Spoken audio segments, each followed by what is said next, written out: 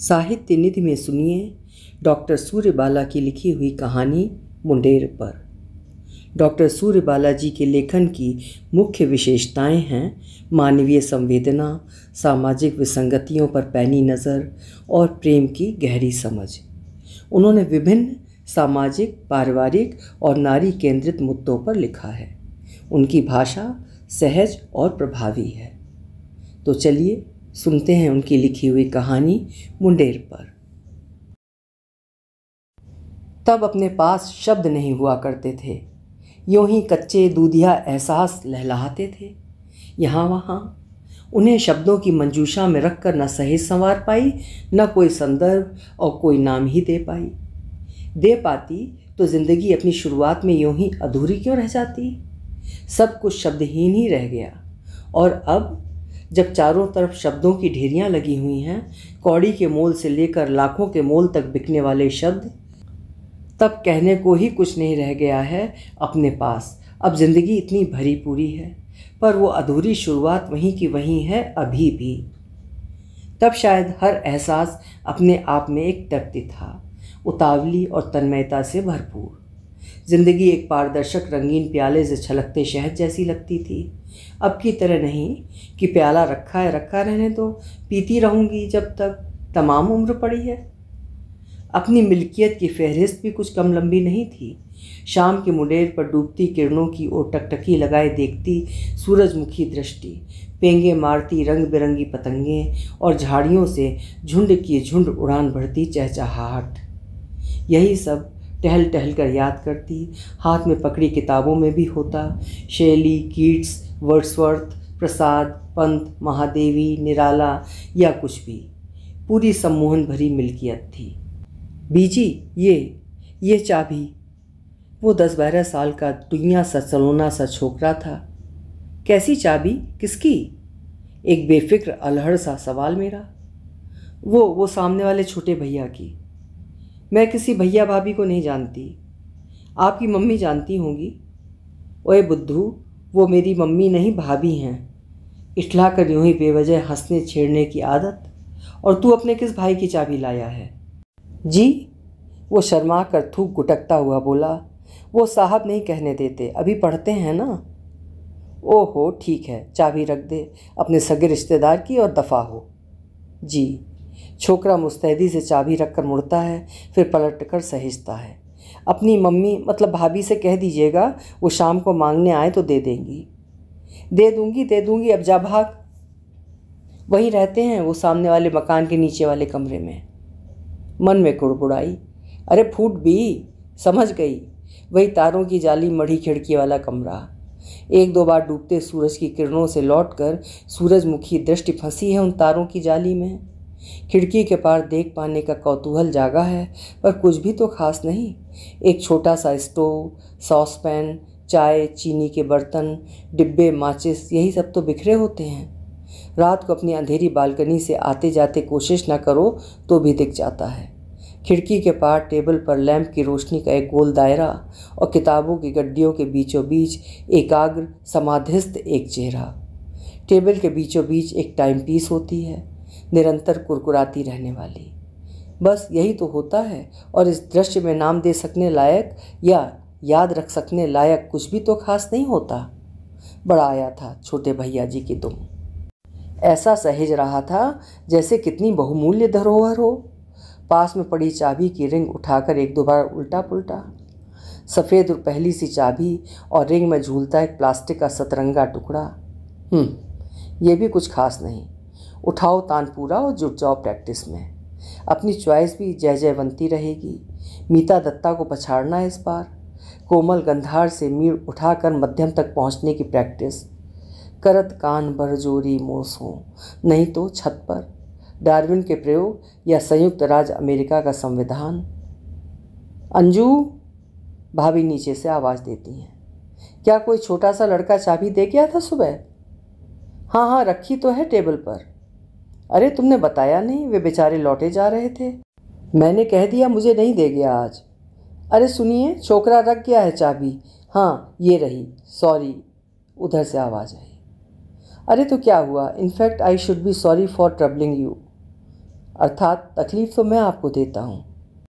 हाँ हाँ वही है, झांक कर देख लिया ऊपर से। मस्टर्ड सुनहरे पुलोवर वाला, चाय चीनी के बेतरतीब डिब्बों वाला। फूटो भाई फूटो, तकलीफ़ों का आदान प्रदान हो गया हो तो जाकर बैठो अपने दरबे में। तुम्हारा नन्हे हबशी जैसा गुलाम हाथ बांधे उछलता आता ही होगा, नहीं तो खुद ही सॉसपैन में चाय चीनी के 2-4 चम्मच डाल स्टोव पर खौला लो और अपनी कुरकुराती टाइम पीस के पास बैठ जाओ रट्टा लगाने। ज़रूर तुम्हें भी किसी को पछाड़ना है मेरी तरह। तभी तो आधी तिहाई या जाने कितनी रात गए टेबल के पास से चेयर खिसकाने की आवाज़ आती है तो चटक से नींद टूट जाती है। रात की निस्तब्धता में अंधेरी बालकनी से झांकती हूँ तो अब सोने की तैयारी हो रही है। 2/3 रात गए। लैंप का स्विच पुटुक से बंद हो जाता है। रोशनी के गोल दायरे में समाधिस्थ चेहरा जादू की तरह गायब। नींद उचट गई है। तुम्हारा क्या गया? चलो कोई बात नहीं, अब अपन पढ़ते हैं। इस तरह नींद खुल जाने पर आलस भी नहीं आता। अच्छा है, इस तरह अपने सोने से पहले मुझे अनजाने जगा दिया करता है। टॉप कर गई तो हनुमान जी के बाद 1.25 पाव लड्डू इसके दरबे में भी भिजवा दूंगी। हाँ, अंजू अनजाने में भी किए गए किसी एहसान को नहीं भूलती। अभी तो जानता भी नहीं कि अंजू किस चिड़िया का नाम है। जब लड्डू जाएंगे तब समाधि से उबर कर पूछेगा छोकरे से, कहाँ से आए, किसने टॉप किया, कौन है अंजू। गोया दीन दुनिया की कोई खबर ही नहीं, ठीक मेरी ही तरह। मुझे भी कहाँ मालूम कि वो कौन है, कहाँ से आया है, किस ईयर में पढ़ता है या रिसर्च करता है या टॉप करने वाला है। उसका ये मस्टर्ड सुनहरा स्वेटर किसने बुना है, मुझे कुछ भी तो नहीं मालूम। मालूम करने की ज़रूरत ही क्या है। मेरा स्वभाव ही नहीं आम फिरकनी लड़कियों सा, इतनी फुर्सत ही किसे है। ओह तू चाबी देने आया है तो घंटी बजा कर आना चाहिए, मालूम है कि नहीं। छोकरे को छेड़ने के रुआब का मज़ा ही कुछ और है। जी मालूम है। फिर भैया जी ने कहा है कि ज़ोर ज़ोर से घंटी बजाकर पढ़ाई में खलल न डाला करो। बहुत खूब, यहाँ की घंटी बजने पर वहाँ उनकी पढ़ाई में खलल पड़ता है। उनकी नहीं, आपकी। मेरी? आवाज़ हकला कर रह गई और जैसे मैं धड़ाम से पटकनी खा गई। हाँ, बोला है यूं ही गलियारे की कील में चाबी डाल दिया करूं या धीमे से आपकी भाभी को आवाज़ दे दिया करूं। ठीक, वेरी गुड। तो डाल दी कील में चाबी की रिंग। जल्दी से आवाज़ की हकलाहट काबू में कर ली थी। जी, वो मुस्तैदी से लौटता है। काबू पाने के बाद मस्खरी सूझती है। ठहर ठहर, बड़ा होशियार छोकरा है तू। भाई नाम क्या है तेरा? जी चंदू, लेकिन भैया जी कबूतर कहते हैं। कबूतर? मैं ज़ोर से हंसी। अच्छा, क्या क्या काम करता है तू? जी सब कुछ। दूध की बोतल लाता हूँ, बर्तन साफ़ करता हूँ, भैया जी के लिए चाय और ऑमलेट बनाता हूँ। वाह वाह, ऑमलेट भी बनाना जानता है? जी, वो खुश होकर कहता है। आलू की भाजी, खिचड़ी और रोटी भी बनाना जानता हूँ। और मुझे मज़ा आ रहा था। और कपड़े लॉन्ड्री को ले जाता हूँ, उनका कमरा ठीक करता हूँ। वाह शाबाश। अच्छा जा भाग, अब मुझे पढ़ना है। छोकरा शर्मा कर मुस्तैदी से भागता है। शकुन आई थी। अंजू, ये निराला को कॉमा फुल स्टॉप से दुश्मनी थी क्या रे? सच कहती हूँ, राम की शक्ति पूजा ना, मैं पढ़ती जाती हूँ तो नर्वस होती जाती हूँ, और आएगी ज़रूर इम्तिहान में, देख लेना। चल ना जरा छत पर के अपने लकी कॉर्नर में, बल्कि तू लिखवा दे, मैं घोट डालूंगी। बाप रे, कविता है या द्रौपदी की चीर, पढ़ते जाओ बढ़ती जाती है। रवि हुआ अस्त, ज्योति के पत्र पर लिखा अमर, रह गया राम रावण का अपराजेय समर। ठहर, ये कौन है? शकुन की दृष्टि भी उलझी। कौन क्या? दुनिया में रहने वाले हजारों लाखों लोगों जैसा एक अदना सा आदमी या लड़का, जो भी कह लो। सो तो देख रही हूँ, पर थोड़ा रुक कर बोली थी, तेरे घर में आना जाना नहीं है क्या? होता है भाभी के साथ, चाबियों और थैंक यू, सॉरी, प्लीज़ों का आदान प्रदान। इतना संभाल संभाल कर क्यों बोल रही है? शकुन कनखी मारती है। ये तेरा फितूर है या तेरी गिल्ट? तेरा सिर, मुझे और भी बहुत से काम हैं, जानती हूँ, जैसे मीता दत्ता को पछाड़ना। 2 दिन जमूरा नहीं आया। पूरी की पूरी दिनचर्या कुछ खिसकी अस्त व्यस्त सी लगी। भाभी ने ही एक आध बार अपने आप से कहा होगा। शायद उनका रूटीन ज़्यादा अभ्यस्त हो गया था छोकरे का। तीसरे दिन जीने पर आहट हुई, पर छोकरे के पैरों की खदर बदर नहीं, जूतों की क्लच बाहर भाभी ही थी। अरे आप 2 दिन से आपका छोकरा नहीं आया? जी वो ननिहाल गया है मुंडन कराने। और एक मुक्त हंसी, इस हंसी में भाभी की खुनखुनाती हुई हंसी मिल जाती है। आज आने को कह गया है, इसलिए चाबी देने आया हूँ। अच्छा अच्छा। भाभी अभी तक हंसे जा रही हैं, उनकी दिनचर्या जो संवर गई। लौटती हुई आहट फिर ठहरती है। प्लीज़ आएगा तो कह दीजिएगा कपड़े भिगोए हैं धो देगा और मेरा खाना ना बनाए, पर खुद कुछ बनाकर खा ले। छोटा है ना, मेरा खाना जब नहीं बनाना होता तो आलस कर खुद भी भूखा रह जाता है। और दोपहर को घुटे सिर लंबी सी चुटिया रखे छोकरा सगर आ बिराजा। देखते ही मैं बेतहाशा खिलखिला पड़ी। भाभी ने आंखें तरेर कर घुड़का, फिर पुचकार कर उसे चाबी थमा दी। छोकरा मेरी ओर देखकर जैसे छुटकारे की सांस लेता हुआ रोज से भी ज़्यादा तेजी से भागता चला गया। उस दिन सारे समय जब तब छोकरे की शक्ल याद कर करके हंसती रही। साइकोलॉजी के नोट्स बनाती जाती, बीच बीच में खिलखिलाती जाती। भाभी को बर्दाश्त से बाहर हो गया तो खींची। साइकोलॉजी एग्ज़ाम बीतते ना बीतते तुझे साइकेट्रिस्ट के पास ले जाने की नौबत आई दिखती है। पर मेरा सिलसिला जारी था, हंसते जाने और लिखते जाने का। भाभी को सुनाने के लिए जानबूझकर बुदबुदाई, आएगा फिर छोकरा तो चिढ़ाऊंगी। गंजू मंजू की दुकान कौआ ले गया पानदान। भाभी ने हैरानी और गुस्से से मेरी ओर देखा। मैंने झट चेहरे के आगे साइकोलॉजी की किताब की आड़ कर ली, फिर हंस ली। छोकरे को इतना चिढ़ाना क्यों चाहती थी मैं? Excuse me. मैं पूरे झटके से चौंक गई। जरा चाबी लेनी थी। हाँ वही, लैंप की रोशनी के गोल दायरे में समाधिस्थ रहने वाला चेहरा पूरे चैतन्य साकार खड़ा था। मैं हड़बड़ाई बैठी रह गई। किधर है चाबी, जरा पूछेंगी क्या? जी ये रही। चैतन्य होने के साथ ही जाने कैसे बेहद लापरवाही से मैंने चाबी के साथ झूलता वो प्लास्टिक का सतरंगी टुकड़ा उसकी ओर उछाल दिया और पूर्ववत नोटबुक की ओर झुक गई। Thanks a lot. अंजू, हंसी का दौरा रुका हो तो आकर चाय पी जा। अंदर से भाभी की आवाज़ आई। सिलसिला सचमुच रुक गया था, एक झटके के साथ, बिना बात ही। क्या हुआ जो लापरवाही से बोल गई? क्या हुआ जो चाबी की रिंग यूं ही उछाल कर दे दी? क्या हुआ जो सामान्य शिष्टाचार भी नहीं बरता गया? कुछ नहीं, यूं ही जैसे अपने आप से लड़ पड़ी। नोट्स उतारने में मशगूल थी। मुझे किसी में जरा सी भी दिलचस्पी नहीं थी। बस उसने चाबी मांगने के सिवा कुछ नहीं पूछा, मैंने चाबी देने के सिवा कुछ नहीं कहा, बल्कि उसने तो थैंक्स अ लॉट कहा भी। मतलब एक पॉइंट नीचे। विनम्रता अर्थात झुकना, तटस्थता अर्थात अपने काम से काम। बस इसलिए नहीं बोली, और नहीं बोली तो इससे किसी का क्या जाता है। मुझे तो सिर्फ पढ़ना है और मीता दत्ता को पछाड़ना है। छुट्टी करो, इस टेबल पर पढ़ाई हो चुकी, ऊपर जाकर टहल टहल कर पढ़ाई होगी। वहीं छत की मुंडेर पर अपने लकी कॉर्नर में। सूरज बस अभी अभी डूबा है। ये सुनहरा सुनहरा सा रंग, ऐसा ही रंग तो है उस पुलोवर का। याद इसलिए आ गया क्योंकि एक ही तो स्वेटर है शायद उसके पास। वैसे भी कोई कोई रंग ऐसे होते हैं कि याद रह जाते हैं, और कुछ खास बात नहीं। पतंगें उड़ रही हैं, हरी, गुलाबी, पीली, बैंगनी, कभी कभी कटकर हवा के साथ गोता खाकर पेड़ों की फुनगी पर अटक जाती हैं। चाबी की रिंग का प्लास्टिक का टुकड़ा भी बस यूं ही याद आ गया। पतंगों को देखकर छोड़ो भी, पहले वर्ड्स से निपटो। एक रेनबो अर्थात इंद्रधनुष क्या देख लिया, सारी दुनिया सिर पर उठा ली। आने वाली पीढ़ियों के लिए जो सिरदर्द छोड़ गया सो अलग। So was it when my life began, so is it now when I am a man, so be it so when I grow old, or let me die।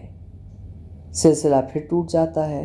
दृष्टि तारों मढ़ी जाली की खिड़की पर अटक जाती है।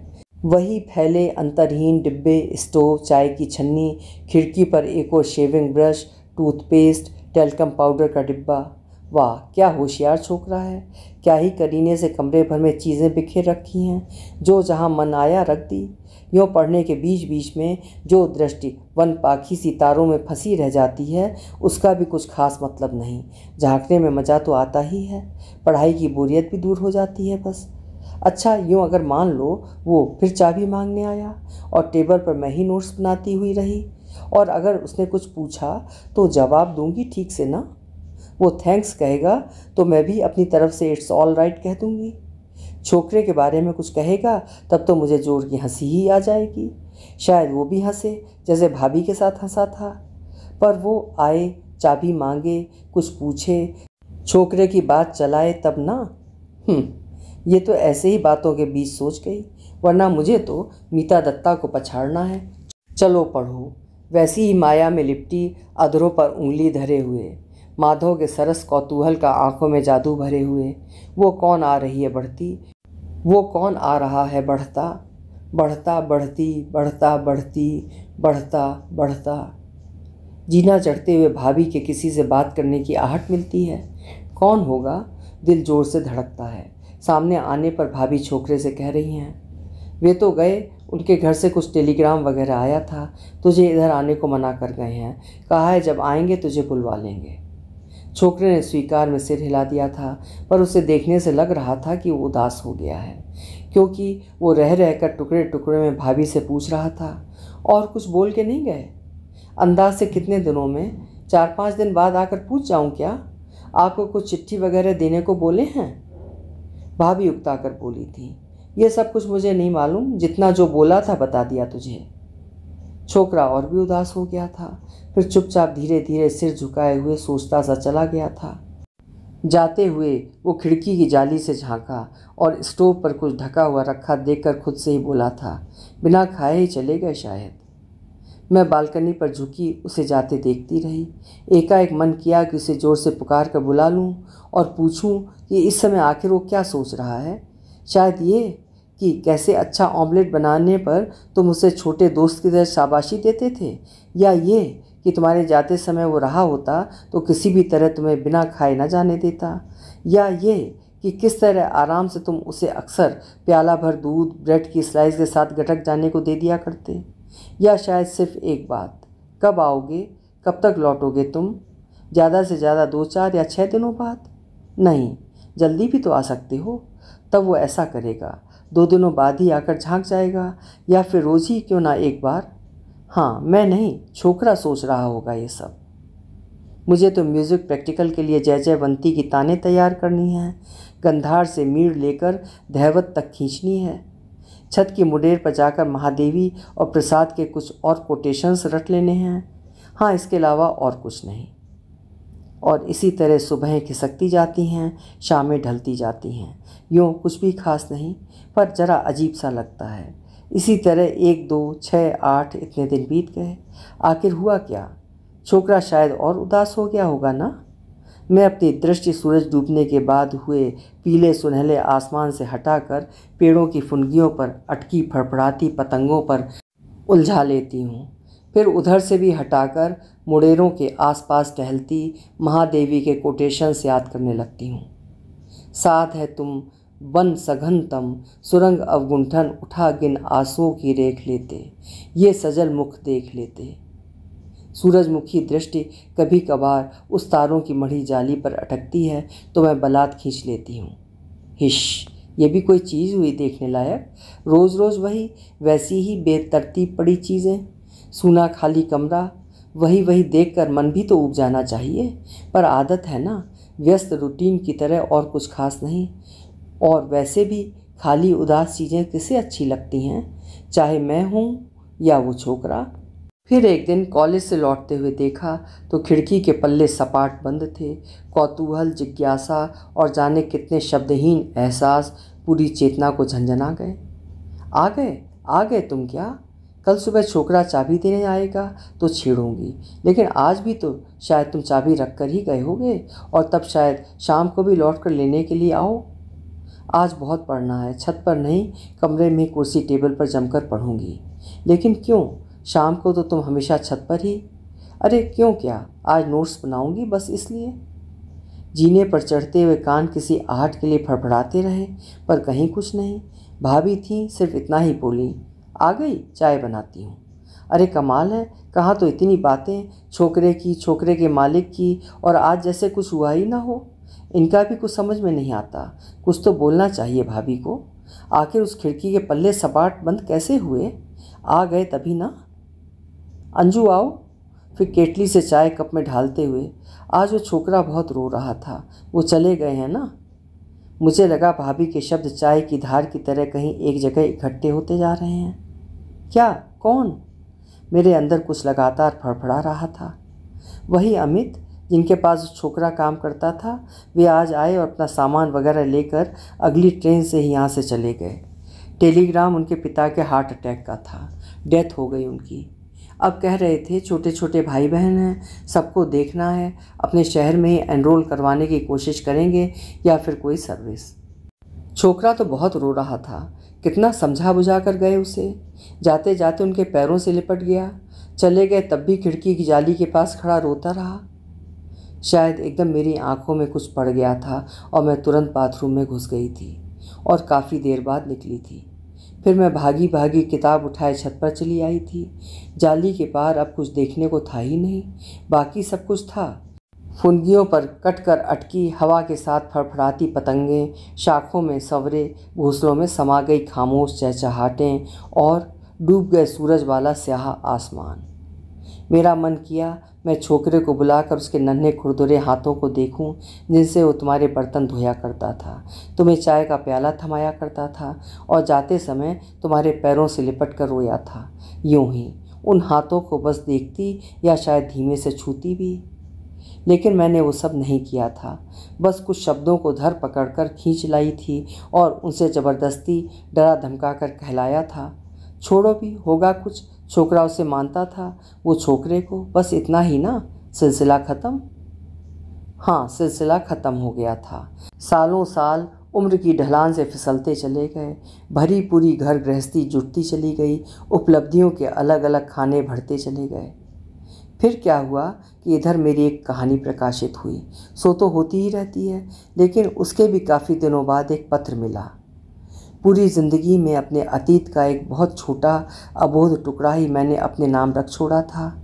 मैं अबोध इसलिए कि तब शब्दहीन था, सब कुछ बेनाम रह गया था। उस अतीत को कोई नाम दे सकूं, इससे पहले ही सब कुछ छूट गया था। वो जालीदार खिड़की, वो छोकरा, वो चाबी और भी बहुत कुछ था जिनके लिए आज तक शब्द ढूंढ रहा हूँ। पर आपने कैसे जाना? कल्पना यथार्थ भी पढ़ लेती है। पत्र तहाकर रख दिया है और अब जा रही हूँ अमित। आज मैं अपने पति को, अपने बच्चों को बहुत प्यार करूँगी, बहुत दुलारूँगी, इतना जितना कि एक पूरे जीवन भर में किया जा सकता है। हाँ, एक पूरे जीवन भर का प्यार। अभी आप सुन रहे थे डॉक्टर सूर्य बालाजी की लिखी हुई कहानी मुंडेर पर।